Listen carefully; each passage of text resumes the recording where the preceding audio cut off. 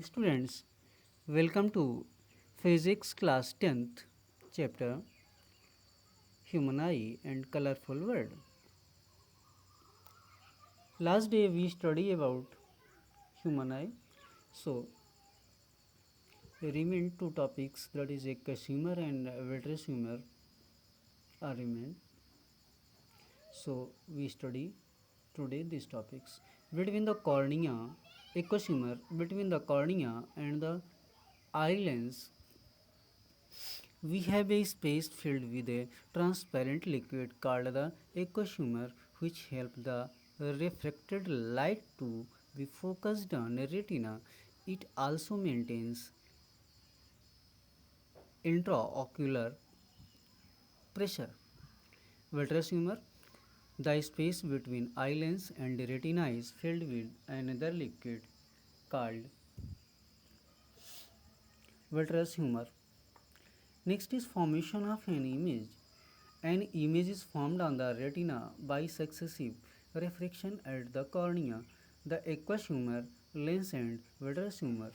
It is real, diminished and inverted in nature.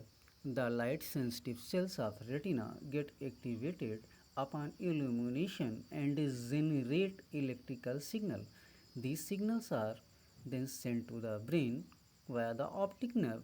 The brain intercept, interpret these signals and finally processes the information so that we perceive object as they are.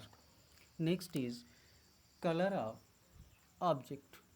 The rod-shaped cells of retina respond to the intensity of light, the degree of brightness or darkness, but do not respond to color. The cone cells are sensitive to the different extent of primary colors such as red, such as red, blue, and green. Terms related to next topic is terms related to human eye accommodation. One of the remarkable properties of the eye is the ability to re- observe distinctly the object located anywhere from about 25 centimeter to a large distance. When the lens focused light from an object to form a real and inverted image at the retina, we are able to see the object. The focal length of the eye is adjustable as it can be changed so to some extent by the ciliary muscles. However, the focal length cannot be decreased or increased beyond a certain limit, due to which healthy person cannot view clearly if the object is held too close, less than 25 centimeter, or too far from the eye. For distant object, the ciliary muscles belongs to changing the curvature of the eye lens. When muscles are relaxed, the lens becomes thin and the focal length is increased. This enables us to view distant object clearly. For near object, while viewing nearly object, the ciliary muscles contract so the lens becomes thicker and its focal length decreases. A thin image of the nearly object is formed on the retina. This enables us to see nearly object.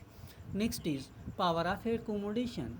If the maximum variation of power of eye lens for focusing by or far object clearly at the retina. So, far point of the eye, near point of the eye, and persistence of vision. Far point of eye is of a healthy eye is infinity, and the near point is 25 centimeter.